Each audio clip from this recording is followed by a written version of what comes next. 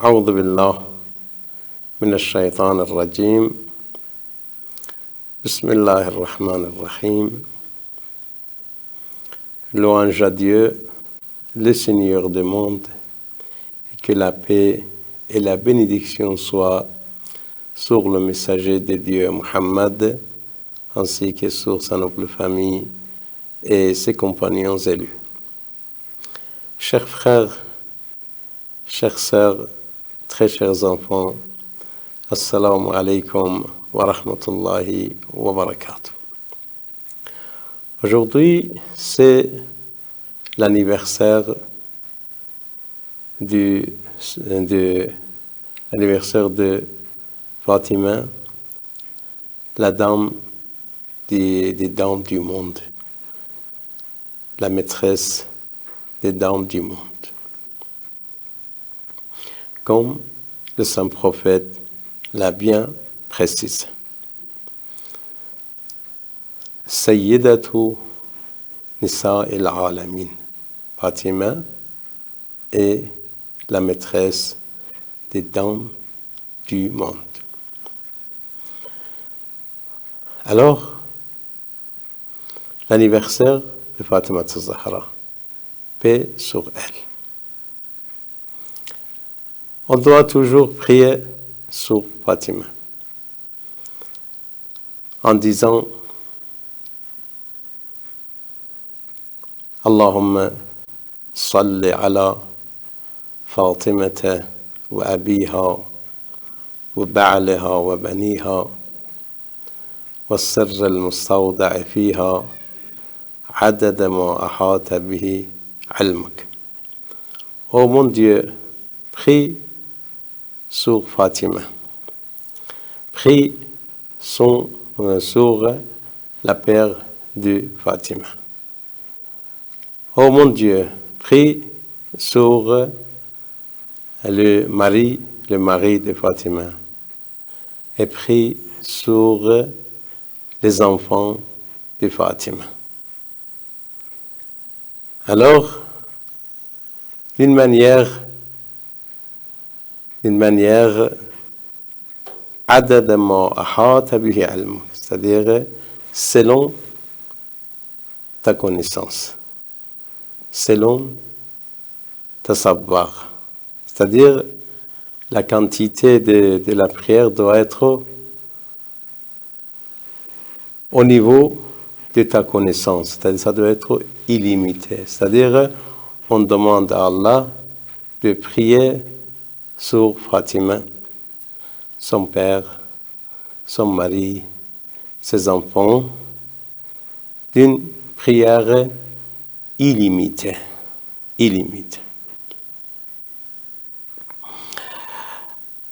Parce qu'elle mérite ça. Elle mérite qu'on prie sur elle. Elle mérite qu'on prie sur son père.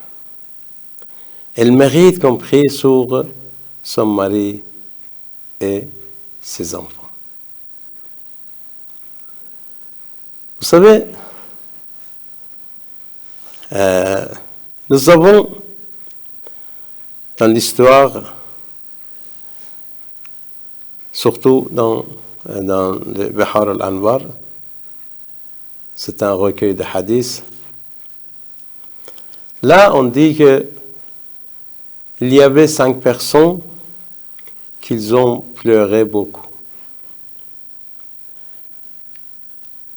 Buka en arabe, c'est-à-dire la pleure. Baki, celui qui pleure. Baka, celui qui pleure beaucoup. La première personne qui a pleuré beaucoup, c'est Adam, notre grand-père. Lorsqu'il a été chassé du paradis, lui-même, sa femme et le diable. Là, il a pleuré beaucoup. Parce que, premièrement, Il a été chassé du paradis.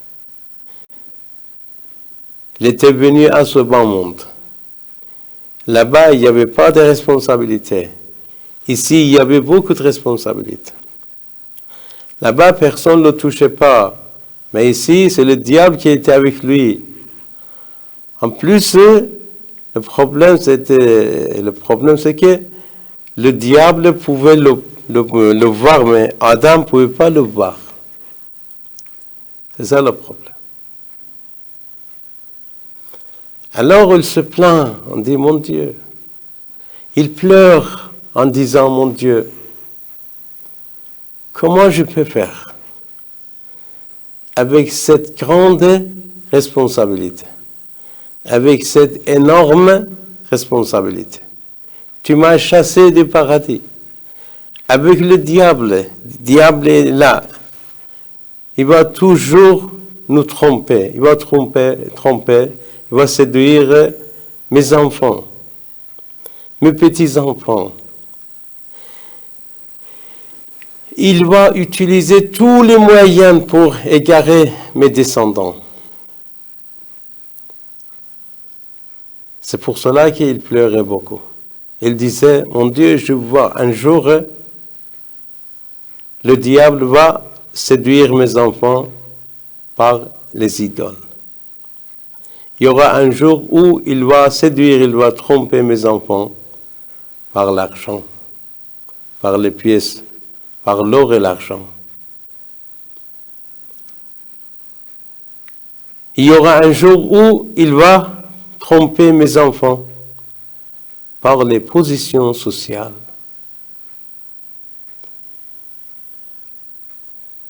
Un jour, il va tromper et séduire mes enfants par des choses charnelles.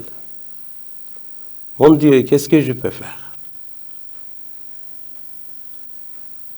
Et peut-être il y aura un jour des médias, des satellites, des réseaux sociaux. Le diable doit utiliser tout ça contre mes descendants, contre mes enfants. En utilisant ça, le diable va détruire la famille. Il va propager la turpitude, la corruption dans la communauté, dans la société. Mon Dieu, tu m'as chassé. Je mérite, mais j'arrive pas. J'ai du mal à comprendre. Qu'est-ce que je dois faire avec? Alors, Allah a parlé avec Adam. Il lui a promis quelque chose, mais ce n'était pas satisfaisant. En fin de compte, Allah a dit, Adam, tu sais, je vais favoriser vos enfants en leur donnant de quoi? D'autorisation de se repentir, de revenir vers moi. Si quelqu'un se repent, je vais tout de suite accepter son repentir. C'est là qu'Adam, en fait, il a dit d'accord dans ce cas-là. Ça, pas mal. Peut-être avec ça, on peut compenser tout ce qu'on a fait comme erreur. Vous voyez? Donc, la première personne qui a pleuré beaucoup, c'était Adam, notre grand-père. Et deuxième personne, c'était le prophète Jacob, Yacoub, paix sur lui. Lorsqu'il a perdu son enfant bien-aimé, Youssef. Pendant des années, il a pleuré. En fin de compte, selon le Coran, il a perdu ses vues à cause de la tristesse, parce qu'il a pleuré beaucoup. Alors, pendant des années, je ne sais pas combien des années, 10 ans, 20 ans, 30 ans, Il a pleuré. À tel point qu'il a perdu ses yeux. Il est devenu aveugle. La troisième personne qui a pleuré beaucoup, selon ce hadith-là, c'est Youssef, le fils bien-aimé de Jacob. Parce que c'était un amour mutuel entre papa et son fils. Une amitié mutuelle. Une compréhension mutuelle entre papa et son enfant. Lorsque Youssef était en prison, il a pleuré beaucoup. Parce qu'il était tout seul, parce qu'il était étranger là-bas, parce qu'il était dépaysé là-bas. Alors, il a pleuré beaucoup. Pendant des années. Je ne sais pas combien de temps il est resté dans la prison, peut-être à peu près 10 ans, un peu moins. Il était dans la prison. Il pleurait beaucoup. Et quatrième personne qui a pleuré beaucoup, c'est l'imam Sajjad, paix sur lui. L'imam Sajjad, c'est le quatrième imam des imamites. Quatrième imam, en fait, on peut dire imam du monde parce que les imams, ils sont pour tout le monde. Alors, lui-même aussi, après l'événement de Karbala, comme il était malade, en fait le jour de Ashura, et après, il a retrouvé sa santé. Il pensait toujours à ce qui s'est passé à Karbala, et il pleurait beaucoup, beaucoup. Chaque fois qu'il voyait l'eau, il pleurait. Le repas, il pleurait. Il disait, voilà, ils ont tué, ils ont égorgé mon père, mes frères, mes cousins, alors qu'ils étaient assoiffés. Ils ont égorgé, ils ont ciblé mon petit frère Ali al-Asghar, oui, Abdullah Radi, alors qu'il était innocent, alors qu'il était assoiffé. Alors, il pleurait beaucoup. Chez nous, en tant que musulmans, lorsqu'on va égorger un animal, il faut lui donner de l'eau. On ne doit pas l'égorger alors qu'il est assoiffé.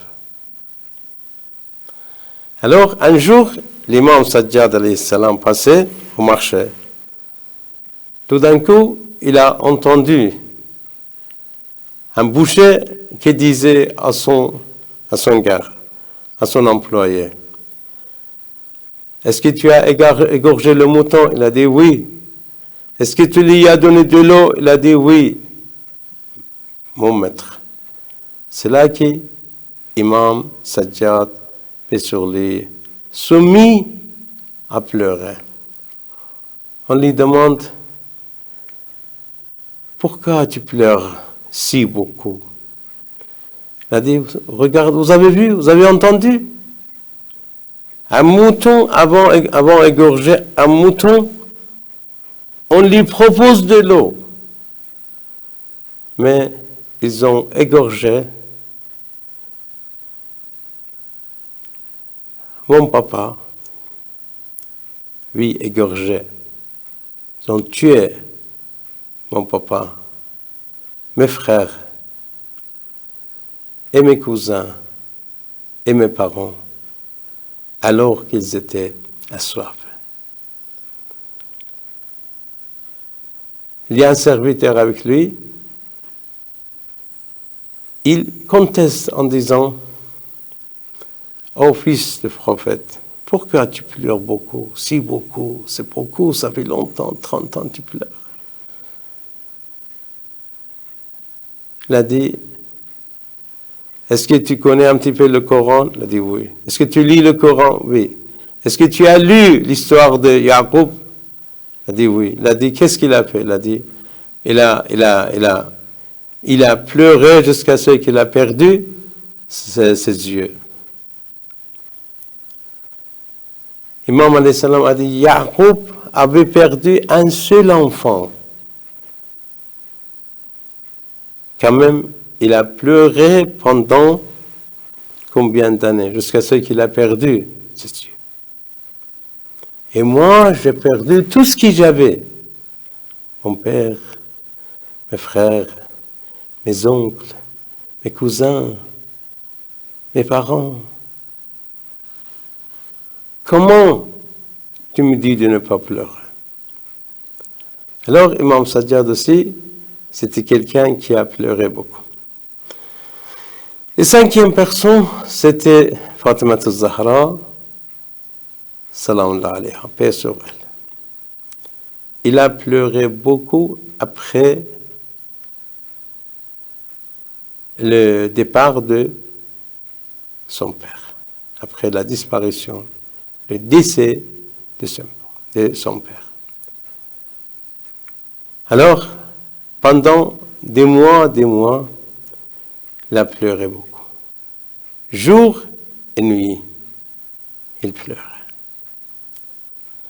C'est pour cela qu'on l'appelle Bakka, une personne qui pleure beaucoup.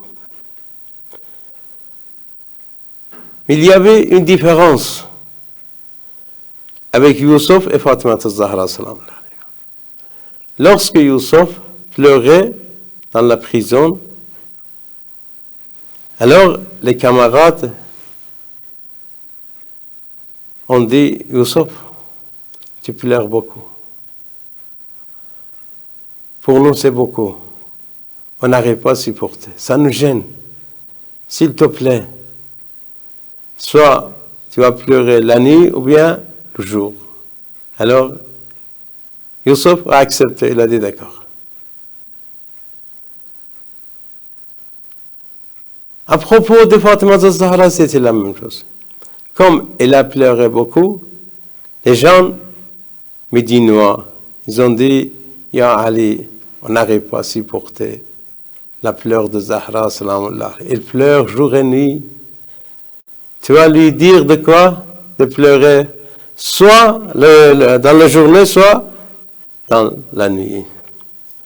Alors, l'imam Ali a transmis les messages. Qu'est-ce qu'il a fait, Fatima al-Zahra? Est-ce qu'il a arrêté de pleurer? Non. Dans la journée, il sortait à l'extérieur de Médine, ou bien il allait à Uhud, où il y a un cimetière, où il y a Hamza, où il y a enterré Hamza, son oncle. Alors, dans la journée, elle pleurait à l'extérieur de Médine, de la ville. Et dans la nuit, elle pleurait dans la ville. Alors, comme il était blessé par cœur et par corps, il est tombé malade. Et c'est comme aujourd'hui, juste après 90 jours après le départ de son prophète, c'est Fatima al-Zahra, salamullahi alayha, qui rejoint à son père, le saint prophète Mohammed, paix sur lui et sur sa famille. Alors, je profite de cette occasion-là pour vous présenter toutes mes condoléances, toutes mes sincères condoléances à l'occasion de du martyr de Fatima Zahra, salamullahi alayha. Merci beaucoup. Wassalamu alaikum wa rahmatullahi wa barakatuh.